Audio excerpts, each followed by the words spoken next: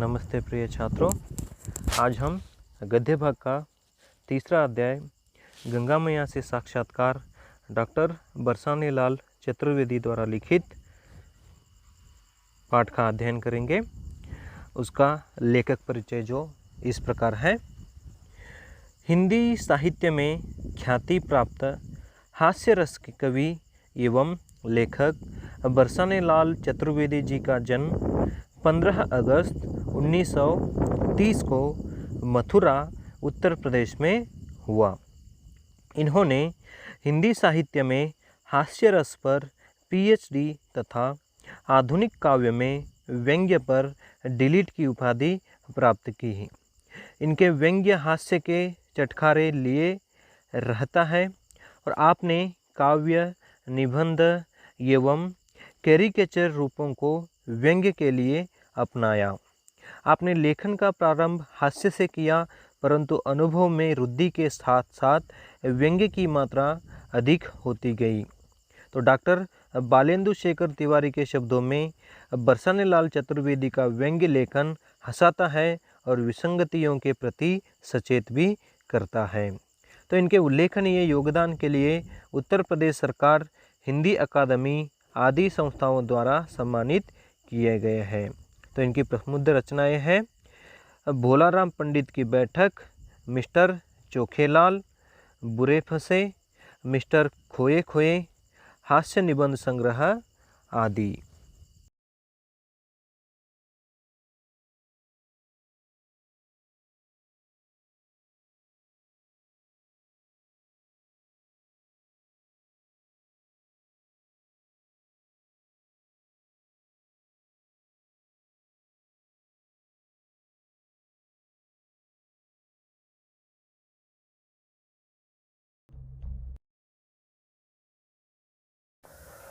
नमस्ते प्रिय छात्रों, आज हम गंगा मैया से साक्षात्कार पाठ का अध्ययन करेंगे, जो कि यह साक्षात्कार है, यानी यहाँ पर इंटरव्यू लिया गया है लेखक और गंगा मैया के बीच में। तो इसके लेखक है डॉक्टर बरसाने लाल चतुर्वेदी। आज की ज्वलंत समस्याओं से विद्यार्थियों को अवगत कराने के उद्देश्य से इस पाठ का चयन किया गया है कि आज के जो इस समाज में बहुत सारी समस्याएं बढ़ती जा रही है, तो उस समस्याओं को ध्यान में रखकर कौन कौन सी समस्याएं हैं उसका जिक्र यहाँ पर किया गया है। तो चलिए पाठ पढ़ते जाएंगे। मकर संक्रांति के दिन लेखक इलाहाबाद में ही रहते थे। गंगा मैया के निजी सचिव से 2 मास पूर्व ही समय ले चुके थे, तो माँ मंदिर में विराज रही थी।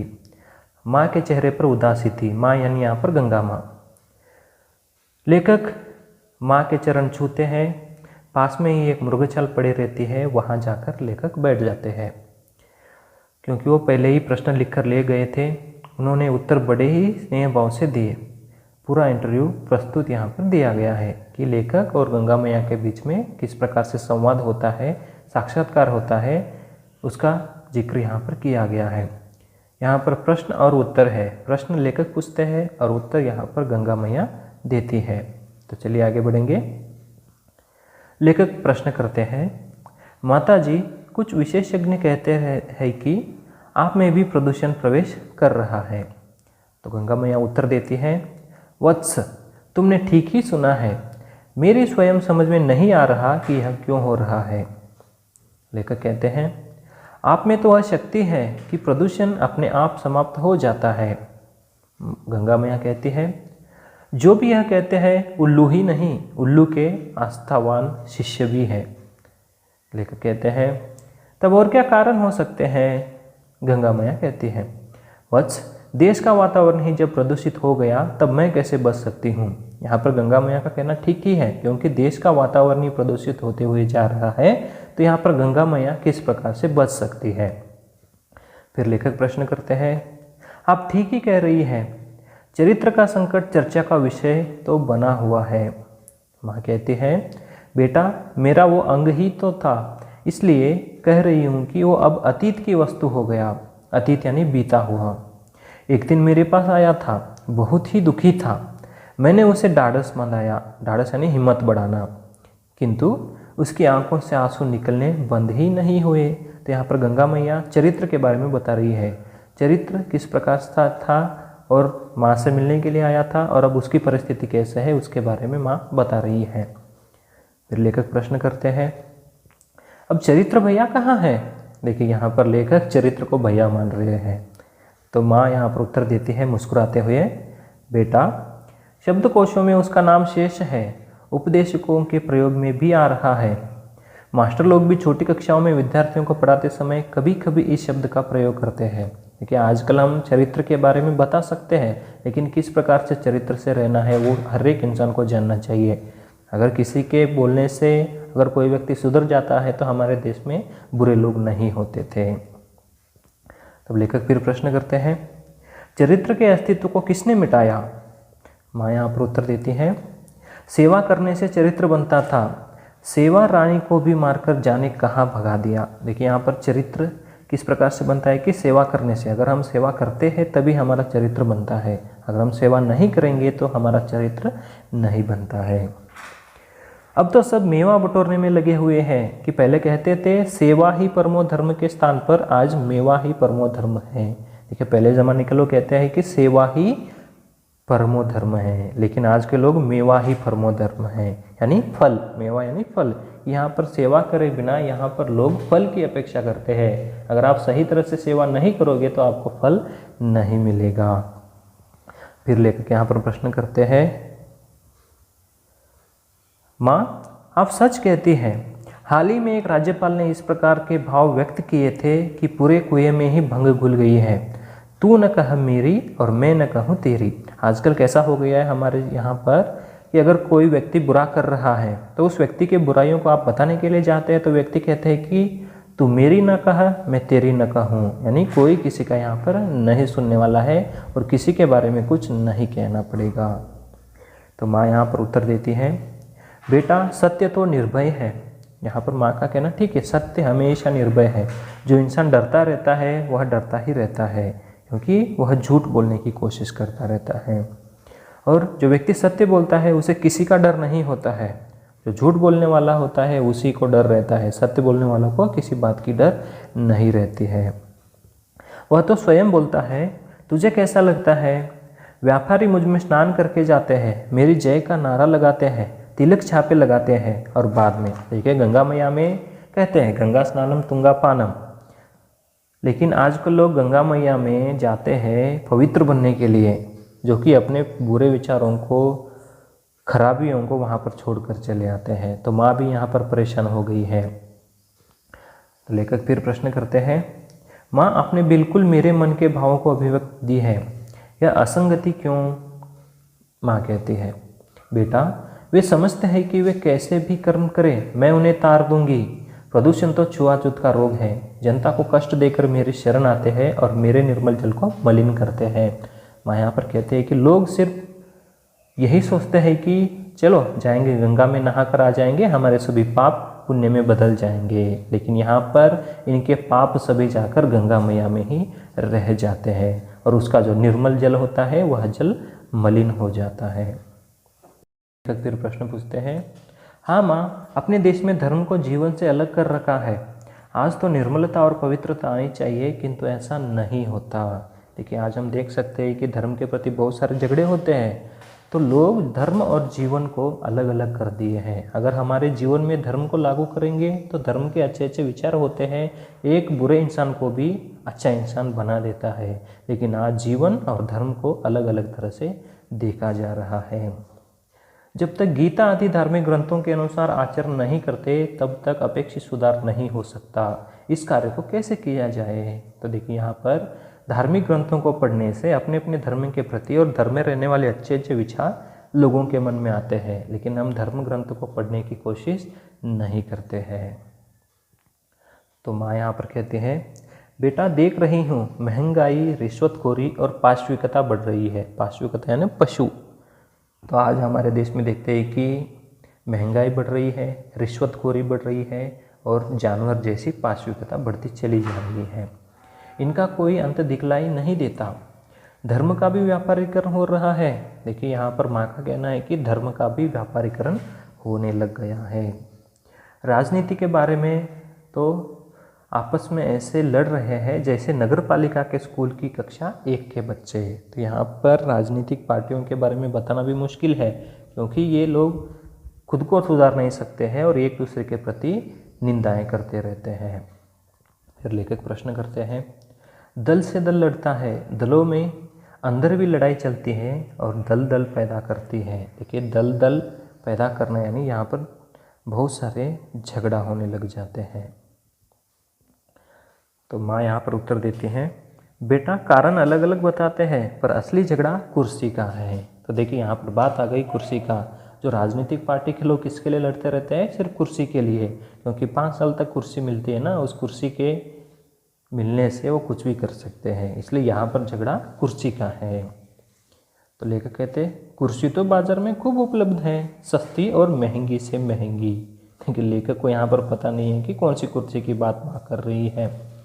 तो माँ बोलती है, बचिया के ताऊ मुस्कुराते हैं और कहते हैं, कुर्सी से मेरा मतलब शक्ति और शक्ति माने वैभव, धन, सम्मान, कीर्ति आदि।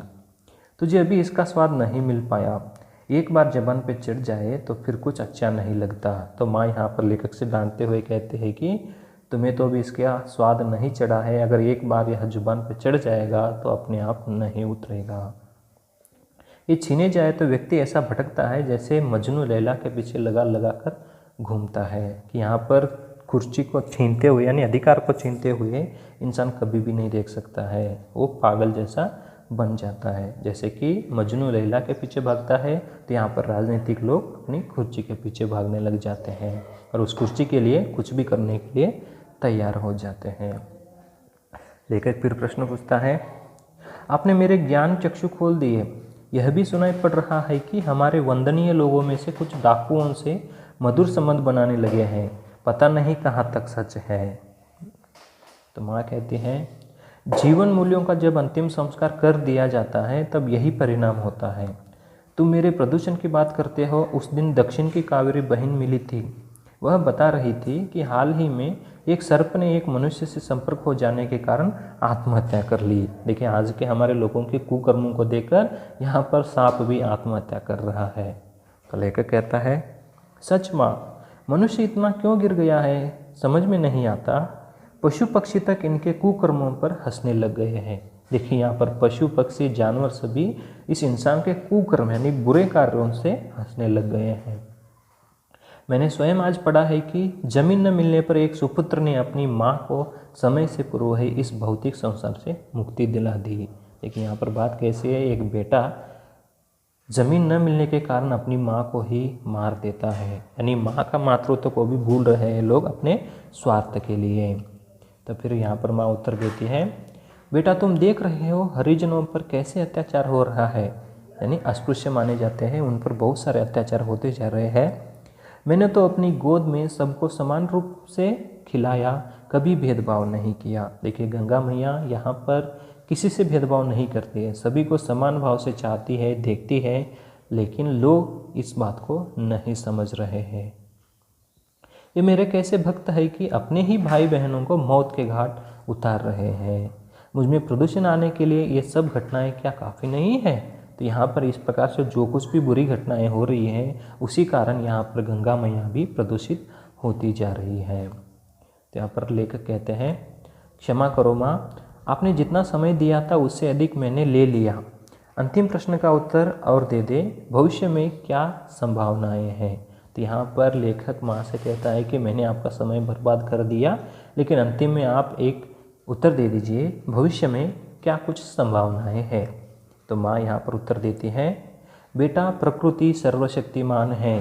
देखिए, बहुत बड़ी बात है, प्रकृति सर्वशक्तिमान है। आज हम देख रहे हैं कि प्रकृति का विकोप किस प्रकार से बढ़ता जा रहा है, कि इंसान के कुकर्मों के कारण से ही प्रकृति के विकोप बढ़ते जा रहे हैं, और वह सर्वशक्तिमान भी है। ऐसा पहले भी हुआ है, पतन की जब पराकाष्ठा हो जाती है तभी पुनः उत्थान की किरणें फूटती हैं। जब देखिए कि कोई एक बुराई का पतन होता जाता है, होने लग जाता है, तभी वहाँ पर एक अच्छाई का उद्भव होने लगता है। तो यहाँ पर माँ से लेकर धन्यवाद करके वहाँ से विदा कर लेते हैं। तो यहाँ पर प्रस्तुत साक्षात्कार में लेखक और गंगा मैया के प्रति इस प्रकार से संवाद चलते हैं कि आज के समाज में किस प्रकार से समस्याएं बढ़ रही हैं, उन समस्याओं को आपसे अवगत कराने के लिए ही इस पाठ का चयन किया गया है। तो इस व्यंग्य रचना में हमारे बरसानेलाल चतुर्वेदी जी इस समाज में चल रहे और इस देश में चल रहे हैं जो विचार हैं, जो आडंबर है, जो बुराइयां हैं, जो प्रदूषण है और जो भ्रष्टाचार हो रहे हैं, उन सभी बातों पर यहाँ पर व्यंग्य के रूप में विचारों को व्यक्त किए हुए हैं। तो चलिए हम इस पाठ में आए हुए कुछ एक अंक के प्रश्न हैं, उनकी चर्चा हम करते हुए जाएंगे। तो देखिए, एक शब्द या वाक्यांश या वाक्य में उत्तर लिखिए। तो पहला प्रश्न है, लेखक ने किनसे साक्षात्कार लिया है? तो यहाँ पर उत्तर है, लेखक ने गंगा मैया से साक्षात्कार लिया है।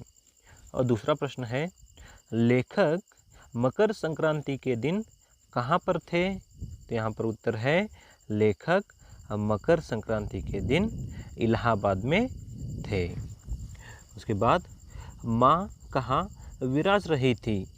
तो उत्तर है, माँ मंदिर में विराज रही थी।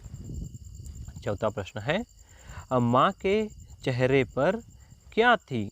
तो उत्तर है, माँ के चेहरे पर उदासी थी।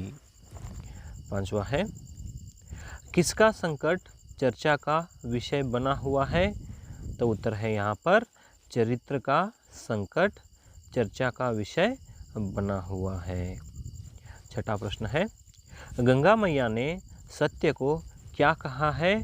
तो यहाँ पर उत्तर है, गंगा मैया ने सत्य को निर्भय कहा है। तो देखिए, यहाँ पर सत्य हमेशा निर्भय होता है। सत्य बोलने से हमें कभी नहीं डरना चाहिए। जो व्यक्ति सत्य बोलता है वह व्यक्ति निर्भय होता है, वहाँ पर डरने की कोई बात नहीं आती है। सातवां प्रश्न है, किसका व्यापारीकरण हो रहा है? तो इसका उत्तर है, धर्म का व्यापारीकरण हो रहा है। तो आज हम इस समाज में धर्म के प्रति किस प्रकार से झगड़े होते रहते हैं, उस सारे दृश्य को हम देख चुके हैं। धर्म के बीच में यहाँ पर झगड़े शुरू होने लग जाते हैं। तो इन सभी दृश्यों को देखकर यहाँ पर गंगा मैया भी दुखित हो जाती हैं। आठवां, असली झगड़ा किसके बारे में है?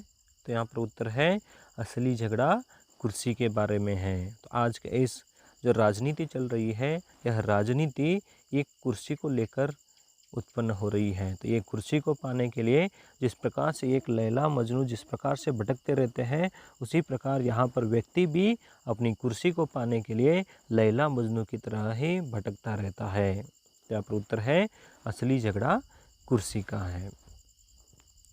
नौवां है, मनुष्य के कुकर्मों पर कौन हंसने लगे हैं? तो उत्तर है, मनुष्य के कुकर्मों पर पशु पक्षियाँ भी हंसने लग गए हैं। क्योंकि आज इंसान इतना बुरा हो गया है कि इंसानों को देखकर यहाँ पर पशु पक्षियाँ जानवर सभी हंसने लग गए हैं। 10वां प्रश्न है, गंगा मैया ने किसे सर्वशक्तिमान कहा है? तो उत्तर है, गंगा मैया ने प्रकृति को सर्वशक्तिमान कहा है। तो देखिए, यहाँ पर प्रकृति के विकोप होते हैं, जो बाढ़ आती है, प्रवाह होते हैं, अब बारिश ज़्यादा होने लग जाती है, तो यहाँ पर प्रकृति ही सर्वशक्तिमान है। अगर प्रकृति यह मान लेती है कि मैं सभी को सर्वनाश कर दूंगी, अगर प्रकृति यहाँ पर सभी को सर्वनाश करने के लिए बैठ जाती है, तो इस संसार में कोई एक जीवी या जानवर भी नहीं रह पाते।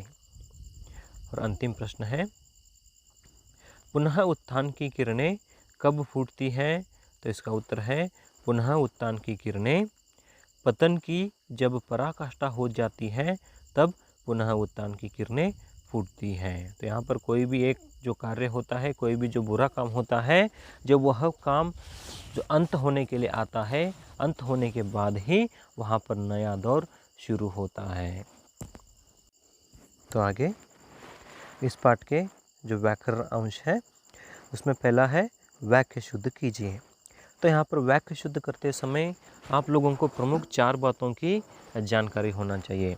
तो सबसे पहले यहाँ पर लिंग से संबंधित वाक्य शुद्धियाँ होती है, वचन से संबंधित वाक्य शुद्धियाँ होती है, और यहाँ पर काल से संबंधित वाक्य अशुद्धियाँ होती है, और यहाँ पर उसके साथ शब्दों से संबंधित अशुद्धियाँ होती हैं। तो हमें जो वाक्य शुद्ध करते समय थोड़े बहुत इन बातों के ऊपर ध्यान देना चाहिए। तो चलिए यहाँ पर एक 5 वाक्य दिए हैं, उनको हम शुद्ध करेंगे। तो पहला है, मैंने जाकर माँ की चरण छुए। तो यह अशुद्ध है, तो इसको शुद्ध करके हम ऐसे लिखते हैं कि मैंने जाकर माँ के चरण छुए।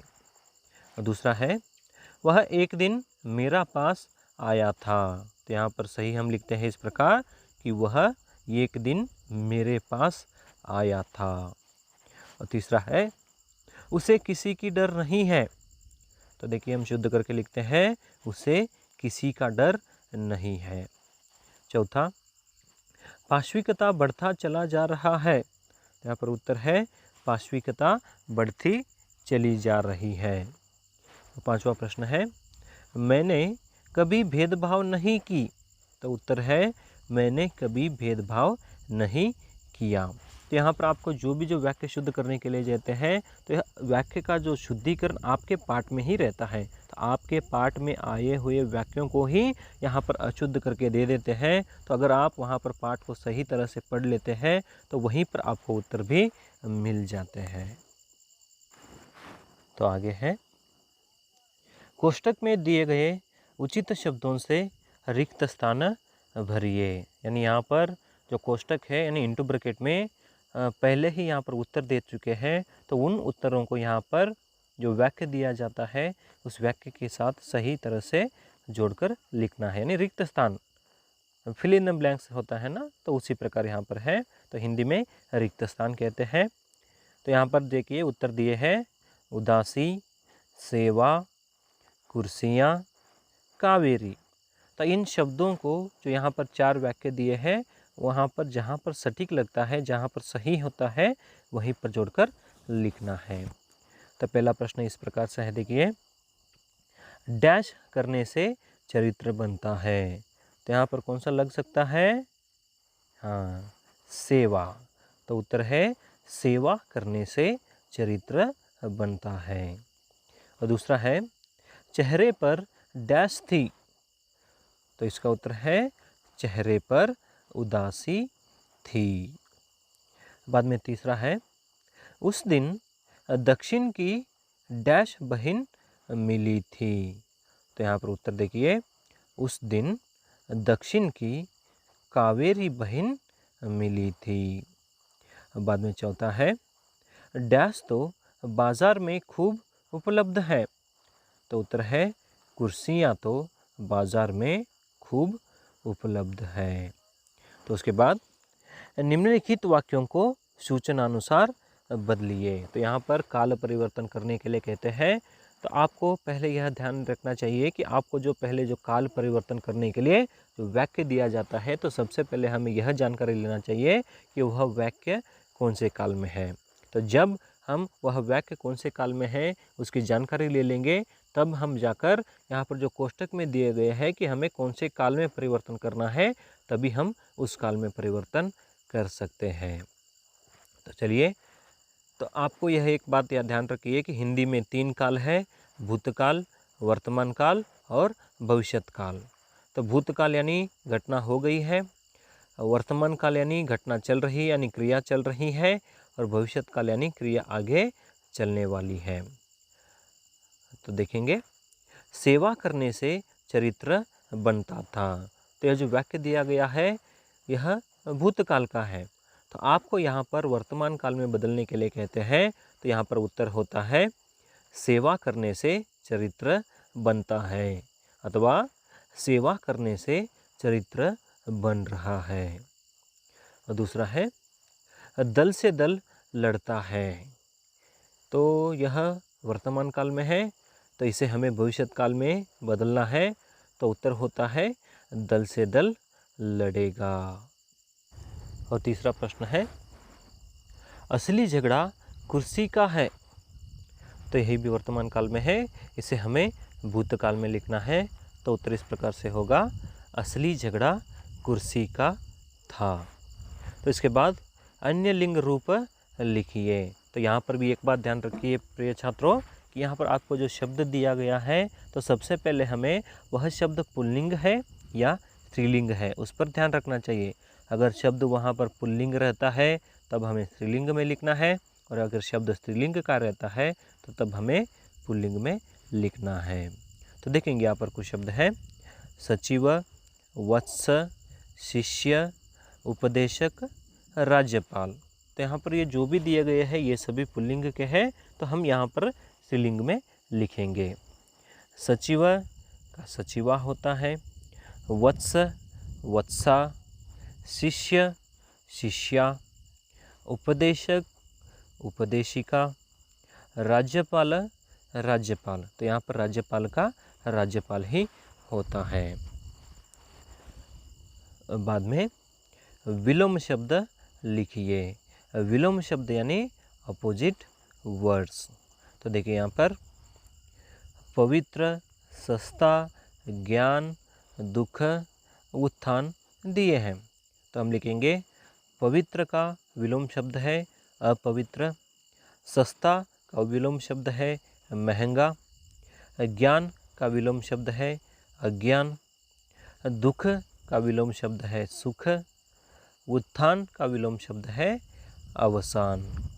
तो इसके बाद निम्नलिखित शब्दों के साथ उपसर्ग जोड़कर नए शब्दों का निर्माण कीजिए।